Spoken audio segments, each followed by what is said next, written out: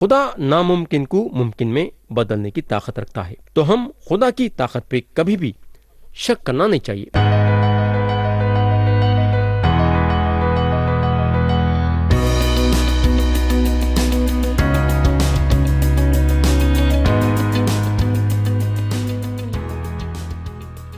یسوع مسیح کے نام سے السلام علیکم پیارے بھائی بہن، آپ لوگوں کو یاد ہوگا کہ گئے وقت ہم زبور کی کتاب باب 73 اور اس کی آیت 18 سے غور کرنا شروع کرے تھے، اور باب 77 کی آیت 3 تک غور کرے تھے۔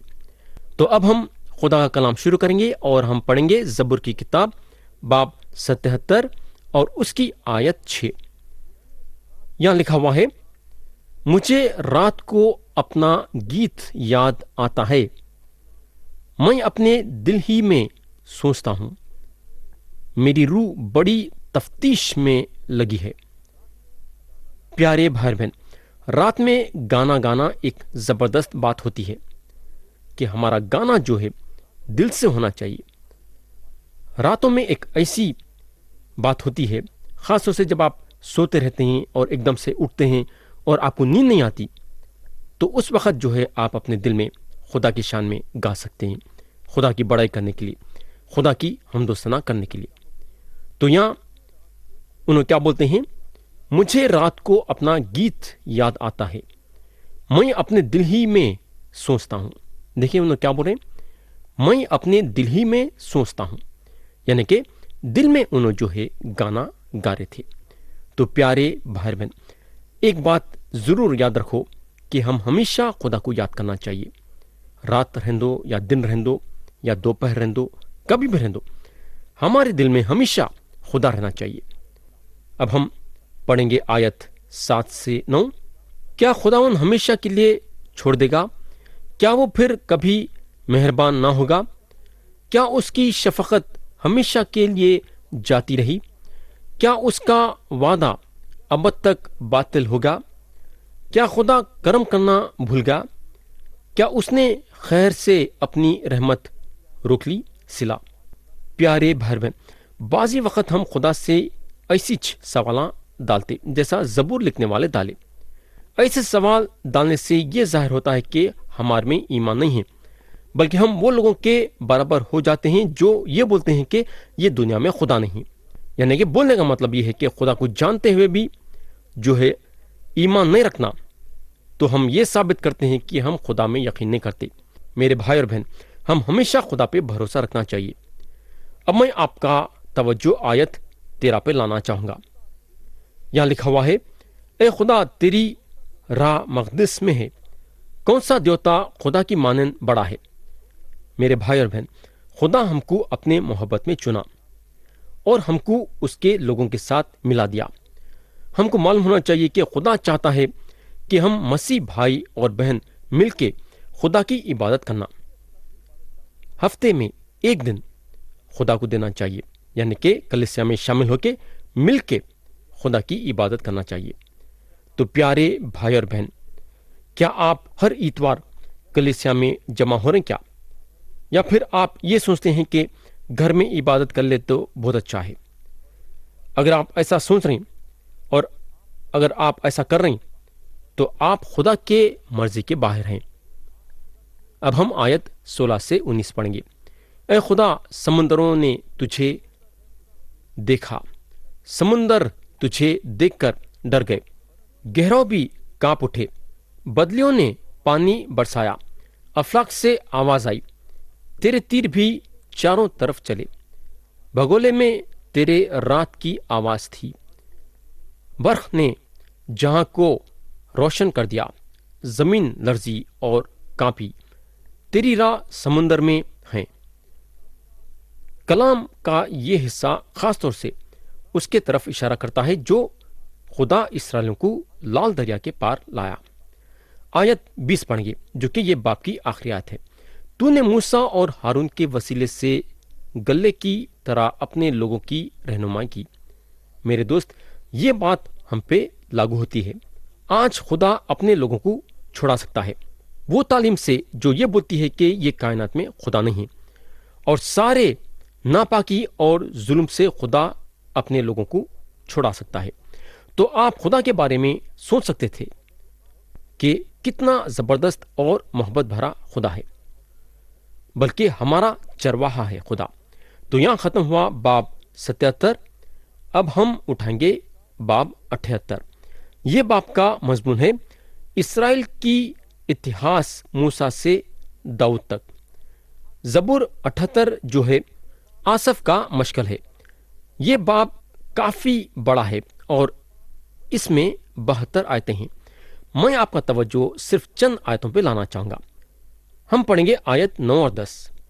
یہاں لکھا ہوا ہے، بنی افرائیم مسلح ہو کر اور کمانیں رکھتے ہوئے لڑائی کے دن پھر گئے۔ انہوں نے خدا کے عہد کو قائم نہ رکھا اور اس کی شریعت پر چلنے سے انکار کیا۔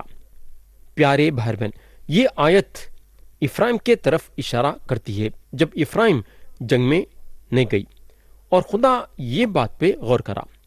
آیت 17 سے 19 پڑھیں گے، تو بھی وہ اس کے خلاف گناہ کرتے ہی گئے اور بیابان میں حق تعالیٰ سے سرکشی کرتے رہے، اور انہوں نے اپنی خواہش کے مطابق کھانا مانگ کر اپنے دل میں خدا کو آزمایا، بلکہ وہ خدا کے خلاف بکنے لگے اور کہا، کیا خدا بیابان میں دسترخوان بچھا سکتا ہے؟ تو یہاں کلام بتاتا ہے کہ اسرائیلیاں خدا کی طرف رجوع نہیں ہوئے بلکہ گناہ میں مبتلا تھے۔ اپنے کھانے کے ذریعے سے بھی یہ لوگ خدا کو آزمائے۔ ان لوگا یہ کام کرے کہ خدا کے خلاف بکنے کو لگے اور اپنے دل میں یہ شک پیدا کرنے کو لگے کہ کیا خدا بیابان میں ان کو کھانا کھلا سکتا ہے کیا؟ یا میں آپ لوگوں کو یہ بولنا چاہوں گا کہ یہ لوگ وہ لوگوں کے ویسے بن گئے جو یہ بولتے ہیں کہ یہ کائنات میں خدا نہیں۔ خدا پہ یہ بات سے شک کرنا کہ بیابان میں کیا خدا کھانا کھلا سکتا ہے، تو ان کا یہ شک یہ ظاہر کر رہا تھا کہ کیا خدا یہ کائنات میں ہے کیا؟ پیارے بھائی بہن، خدا کے طاقت پہ ہم کبھی بھی شک کرنا نہیں چاہیے۔ خدا بڑے سے بڑے کام کرنے کی طاقت رکھتا ہے۔ خدا ناممکن کو ممکن میں بدلنے کی طاقت رکھتا ہے۔ تو ہم خدا کی طاقت پہ کبھی بھی شک کرنا نہیں چاہیے۔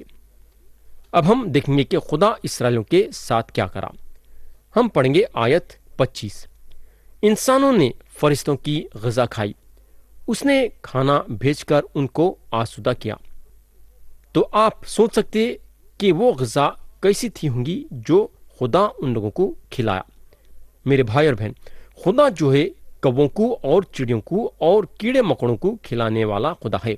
تو آپ سوچ سکتے کہ آپ جو انسان ٹھہرے ہیں، جو جانوروں سے اور کیڑے مکوڑوں سے خدا کے نظروں میں زیادہ درجہ رکھتے ہیں، تو آپ کا کتنا نہیں خیال کریں گا خدا۔ سوچو تھوڑی دیر کے لیے۔ میرے بھائی اور بہن، آپ کو کھانے پینے کے بارے میں فکر کرنے کی ضرورت نہیں ہے، کیونکہ ہمارا خدا بہت بڑا ہے۔ انہیں آپ کو کھلائیں گا، آپ کی دیکھ ریکھ کریں گا۔ اب میں آپ کا توجہ آیت 70 سے 72 پہ لانا چاہوں گا۔ یہاں لکھا ہوا ہے، اس نے اپنے بندے داؤد کو بھی چنا اور بھیڑسالوں میں سے اسے لے لیا۔ وہ اسے بچے والی بھیڑیں کی چوپانی سے ہٹا لایا، تاکہ اس کی قوم یعقوب اور اس کی میراث اسرائیل کی گلےبانی کرے۔ سو اس نے خلوص دل سے ان کی پاسبانی کی اور اپنے ماہر ہاتھوں سے ان کی رہنمائی کرتا رہا۔ پیارے بھائی بہن، میں آپ کا توجہ خاص طور سے آیت 72 کے آخری حصے پہ لانا چاہوں گا۔ یہاں خدا کے بارے میں یہ بتایا گیا ہے کہ اپنے ماہر ہاتھوں سے ان کی رہنمائی کرتا رہا۔ تو خدا جو ہے قدم پہ ان کی نیک ہدایت کرتے رہا تاکہ وہ بیابان میں چلتے رہے۔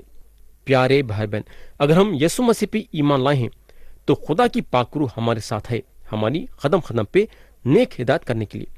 خدا ہمیشہ اسرائیلیوں کے ساتھ تھا اور خدا ہمیشہ وہ لوگوں کے ساتھ ہے جو یسوع مسیح پہ ایمان رکھتے ہیں۔ تو خدا ہمیشہ ہمارے ساتھ ہے۔ تو یہاں ختم ہوا باب 78، اور اب ہم اٹھائیں گے باب 79، اور باب 79 کا مضمون ہے بڑے دنوں کے مصیبتوں میں اسرائیل کے آنے والے دن۔ پیارے بھائی بہن، یہ زبور دعا کا زبور ہے۔ ہم پڑھیں گے آیت 1۔ اے خدا، قومیں تیری میراث میں گھس آئی ہیں، انہوں نے तेरी मुक़द्दस हैकल को नापा किया है। उन्होंने यरूशलेम को खंडेर बना दिया है। ये ज़बूर में जो नबूवत है वो नबूवत बड़े मुसीबतों के वक्तों में पूरी होंगी। तो इस्राएलियों को पकड़ लेके चले जाने से पहले वो नबी जो झूठे नबूवत करते थे ये बोलने को लगे कि खुदा जो है इस्राएलियों की बर्बादी नहीं चाहेगा। लेकिन मेरे भाई, झूठे नबियां जब ये बोले कि शहर दुश्मनों के हवाले नहीं होगा, दुश्मनों के हवाले होगा, और शहर में जो लोग बसे हुए थे उन लोगों को दुश्मना जो है पकड़ लेके चले गए। और जो झूठे नबियां ये बोले कि हैकल बर्बाद नहीं होगा, बर्बाद होगा। और ये चीज़ कई मर्तबा हुई कि दुश्मनों का बड़ा भारी हाथ इस्राएलियों पे था और ये चीज़ उनको मजबूर कर दी खुदा को पुकारने के लिए। तो आसफ बड़े अफसोस के साथ जाहिर करते हैं कि खुदा कौमें तेरी मिरास में घुस आई हैं और तेरी हैकल को नापाक कर दी हैं और यरूशलेम को कंधेड़ बना दी हैं। अब हम आयत 2 पढ़ेंगे। यहाँ आसफ बोलते हैं, उन्होंने तेरे बंदों की लाशों को आसमान के परंदों की और तेरे मुक़द्दसों के गोश्त को जमीन के दरिंदों की खुराक बना दिया है। तो ये हौलनाक चीज के बारे में समझना इसराइलियों के लिए बड़ी मुश्किल की बात हो गई थी। उन लोगों के दिलो दिमाग में ये बात पैदा हो रही थी कि आखिर खुदा ये हौलनाक चीज होने की इजाजत क्यों दिया। उनके झूठे नबियां तो उन लोगों को ये बोलने को लगे कि ये चीज खुदा के लोगों के साथ नहीं होगी। लेकिन यिर्मयाह नबी इस्राएलियों को सही तस्वीर दे रहे थे कि दुश्मन उन लोगों के पास आएंगे और शहर को उजाड़ देंगे और लोगों को पकड़ लेके चले जाएंगे। यिर्मयाह नबी इस्राएलियों को बताए कि खुदा के अदालत का हाथ उन पर रहेगा। तो इस्राएलियां ये बात को नहीं समझ सके कि खुदा उन लोगों की हिफाजत क्यों नहीं करा। आज भी ईमान रखने वालों के दिलो दिमाग में ये सवाल उठता है। हम ये सोचने को लगते हैं कि आखिर हमारे साथ क्यों ऐसा हो रहा है, हमारी ज़िंदगी में ये मुसीबतें क्यों आ रही है।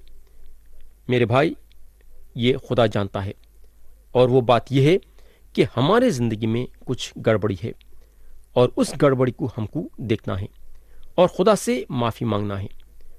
आयत 5 पढ़ेंगे। ए खुदावन, कब तक? क्या तू हमेशा के लिए नाराज रहेगा? क्या तेरी गैरत आग की तरह भड़कती रहेगी? आज भी हम ये सवाल करते हैं जब हमारे ज़िंदगी में मुसीबत पैदा होती है। हमारा सवाल खुदा से ये रहता है कि खुदावन, कब तक मैं मुसीबतों में घिरा हुआ रहूंगा। यहूदियां भी ये सवाल कई साल पहले करे थे। अब मैं आपका तवज्जो आयत 8 पे लाना चाहूंगा। यहाँ आसफ बोलते हैं, हमारे बाप दादा के गुनाहों को हमारे खिलाफ याद ना कर, तेरी रहमत जल्द हम तक पहुंचा, क्योंकि हम बहुत पस्त हो गए हैं। तो ये लोगों को मालूम था कि उन पे अगर मुसीबत आ रही है बोले तो उनके बाप दादा के गुनाहों के वजह से आ रही है। उनको ये बात अपने दिल में महसूस हुई कि उनके बाप दादा के गुनाहों की वजह से उनको सजा मिल रही है। और यहाँ उन लोग खुदा से आजिज़ी कर रहे हैं कि खुदा उनके बाप दादा के गुनाह को याद नहीं करना। दूसरी बात जो हम यहाँ देखते हैं वो ये है कि उन लोग खुदा से रहमत मांगते हैं और ये अर्जी रखते हैं कि खुदा की रहमत का हाथ जल्द से जल्द उन पे रहना। मेरे भाई और बहन, आसफ ये बात जानते थे कि अगर खुदा के रहमत का हाथ उन लोगों पे नहीं रहेगा तो उन लोग तबाह हो जाएंगे। खुदा के रहमत का हाथ हमारे ज़िंदगी में रहना ज़रूरी है। अब हम आयत 9 पढ़ेंगे। यहाँ आसफ बोलते हैं, ऐ हमारे नजात देने वाले खुदा, अपने नाम के जलाल की खातिर हमारी मदद कर, अपने नाम की खातिर हमको छुड़ा और हमारे गुनाहों का कफारा दे। तो सबसे पहले यहाँ इस्राएलियाँ ये जानते थे कि खुदा नजात देने वाला खुदा है, और क्योंकि खुदा नजात देने वाला खुदा है तो उन्हें उनकी मदद भी कर सकता है और उनको छुड़ा सकता है और उनके गुनाहों को जो है माफ़ भी कर सकता है। अब हम आयत 13 पढ़ेंगे जो कि ये बाप की आखिरी आयत है और ये ज़बूर शुक्रगुजारी के साथ ख़त्म होता है। अब हम ये आयत पढ़ेंगे। यहाँ आसफ बोलते हैं, تب ہم جو تیرے لوگ اور تیری چراگاہ کی بھیڑیں ہیں ہمیشہ تیری شکر گزاری کریں گے، ہم پشت در پشت تیری ستائش کریں گے۔ تو پیارے بھائی اور بہن، یسوع مسیح کے بادشاہت میں اسرائیلیوں کا غم اور دکھ پوری طریقے سے مٹ جائے گا، اور ان لوگاں سدا کے لیے خدا کی شکر گزاری اور حمد و ثنا کریں گے، وہ بھی پشت در پشت۔ تو یہاں ختم ہوا باب 79، اور اب ہم اٹھائیں گے باب 80۔ باب 80 کا مضمون ہے اسرائیل کے چرواہا سے دعا کرنا۔ ہم پڑھیں گے آیت 1۔ اے اسرائیل کے چوپان، تو جو گلے کی مانند یوسف کو لے چلتا ہے، کان لگا، تو جو قریبیوں پر بیٹھا ہے، جلوہ گر ہو۔ تو میرے بھائی اور بہن، یہ اسرائیل کا چوپان خداوند یسوع مسیح کے سوائے اور کوئی نہیں ہے۔ اور یہاں جو یہ بات لکھی ہوئی ہے کہ تو جو گلے کی مانند یوسف کو لے چلتا ہے، یہ اسرائیلیوں کے بیابان کے سفر کے طرف اشارہ کرتا ہے جب ان لوگ وعدے کے زمین کی طرف بڑھ رہے تھے۔ آیت 2 پڑھیں گے۔ یہاں آصف بولتے ہیں، افرائیم و بنیامین اور منسی کے سامنے اپنی قوت کو بیدار کر اور ہمیں بچانے کو آ۔ اب سوال یہ پیدا ہوتا ہے کہ افرائیم، بنیامین اور منسی کا ذکر یہاں کیوں رہنا؟ میں جہاں تک سمجھتا ہوں اس کا جواب ہم کو گنتی کی کتاب باب 2 اور آیت 17 سے 24 میں ملے گا۔ اگر ہم یہ کلام کا حصہ پڑھیں گے تو ہم کو معلوم ہوگا کہ جب مقدس کے اطراف قبیلہ با قبیلہ جب جگہ دی جا رہی تھی تو یہ 3 قبیلے ایک دم مقدس کے پیچھے تھے، یعنی کہ ان کو ایک دم سے مقدس کے پیچھے جگہ دی، اور یہ حساب و کتاب سے ان لوگاں آگے بڑھ رہے تھے، یعنی کہ یہ لوگوں کو مقدس کے قریب رکھا گیا۔ تو خدا کا مقدس تھا جو اسرائیلیوں کو بیابان میں آگے لے کے بڑھ رہا تھا۔ تو جیسا خدا ان لوگوں کو ایک وقت پہ آگے لے کے بڑھ رہا تھا، تو ان لوگاں خدا کے طرف اپنی آواز اٹھاتے ہیں پھر سے آگے لے کے بڑھنے کے لیے۔ اب ہم آیت 3 پڑھیں گے، اور آیت 3 میں ہم کو اسرائیلیوں کی پکار نظر آئیں گی۔ یہاں آصف بولتے ہیں، اے خدا ہم کو بحال کر اور اپنا چہرہ چمکا تو ہم بچ جائیں گے۔ آیت 4 پڑھیں گے، اے خداون لشکروں کے خدا، تو کب تک اپنے لوگوں کی دعا سے ناراض رہے گا؟ تو یہاں آصف اپنے دل میں یہ محسوس کرتے ہیں کہ خدا غصے میں ہے، کیونکہ انہیں اپنے لوگوں کے دعاؤں کا جواب دینا نہیں چاہتا ہے۔ آیت 5 پڑھیں گے، تو نے ان کو آنسوؤں کی روٹی کھلائی اور پینے کو کثرت سے آنسو ہی دیے۔ میرے بھائی اور بہن، یہ آیت ایک زبردست آیت ہے۔ خدا جو ہے اپنے لوگوں کو پینے کے لیے آنسواں دیا اور کھانے کے لیے بھی آنسواں دیا۔ تو جو بھی ان کو کھانا تھا وہ ان کے آنسوؤں کو کھانا تھا۔ یہ جو ہے مصیبت کے آنسواں ہیں۔ کوئی دوسری قوم اتنا مصیبت نہیں اٹھائی جتنا اسرائیلی قوم اٹھائی، اور سب سے بڑی بات یہ ہے کہ یہ اتنے مصیبتیں اٹھانے کے باوجود اسرائیلی قوم بچی رہی۔ تو 100 سال سے اسرائیلیاں آنسواں پی رہیں اور آنسواں کھا رہیں، مگر کیوں؟ کیونکہ ان لوگاں چرواہے کا انکار کر دیے، چرواہے کو اپنے دل میں قبول کرنا نہیں چاہتے تھے۔ خدا ان لوگوں کا چرواہا تھا۔ جب خداوند یسوع مسیح یہ زمین پہ تھے، انہوں یروشلم کے اوپر رونے لگے۔ جب یسوع مسیح صلیب پہ اپنی جان دینے جا رہے تھے تو راستے میں جو عورتیں ملے ان لوگوں کو بولنے کو لگے۔ جان لوقا کی انجیل باب 23 اور آیت 28 میں لکھا ہوا ہے، اے یروشلم کی بیٹیوں، میرے لیے نہ رو بلکہ اپنے اور اپنے بچوں کے لیے رو۔ تو پیارے بھائی اور بہن، یا میں کلام کو ختم کرنا چاہوں گا، اور آتے سے وقت ہم پھر سے کلام کو لے کے آگے بڑھیں گے۔